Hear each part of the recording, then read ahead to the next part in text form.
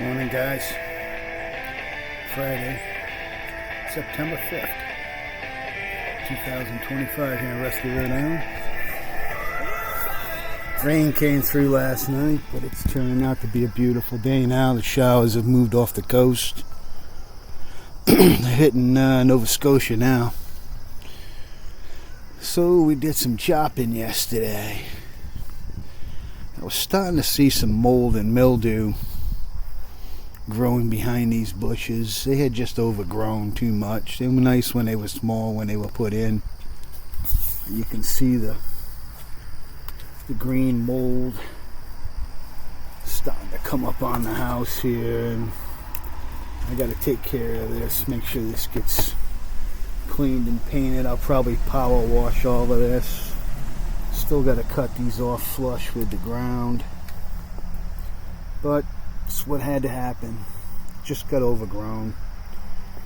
It's what happens with these. You can't, if you're like me, they don't, do regular clippings on them. They get big quick. So I just never had the time. I was always working. The hedge line down there, now I want that to grow up to kind of block my property. I want to be separated.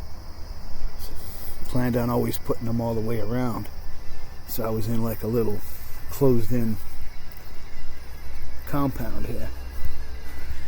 People can't look in and see my trucks and call up and complain. It's crazy how people are, they're so vindictive. It's usually about politics and your opinion. If you're a conservative in Rhode Island, it's like, oh, he's one of them.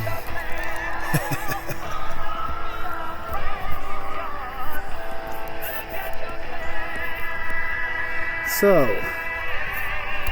let's talk about my rear end. Cheers.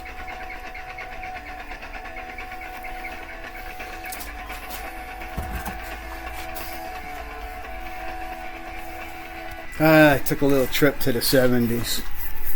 So we're back.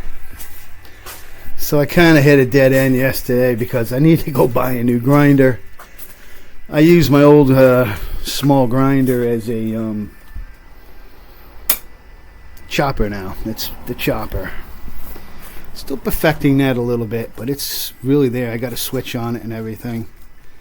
I'll be doing a video on that once I get it in total operation. I actually have time to go out there and do it.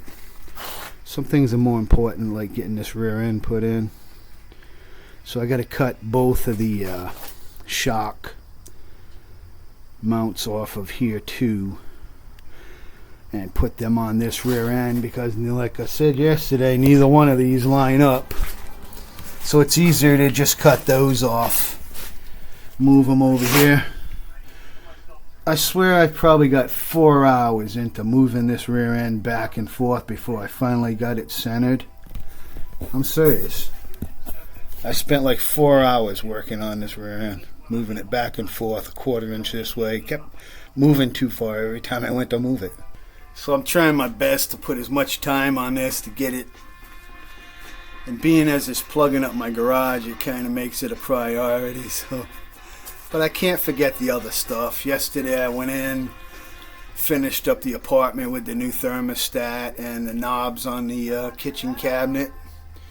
So the inside of the apartment is, for the most part, complete. Now I'm working outside. I had to wrap the water pipes with insulation so they don't freeze during the winter. A lot of little things that finish up. Little details that if you don't pay attention to can cause you big heartaches. Like if your pipes freeze because you didn't properly insulate. It's a pain in the butt.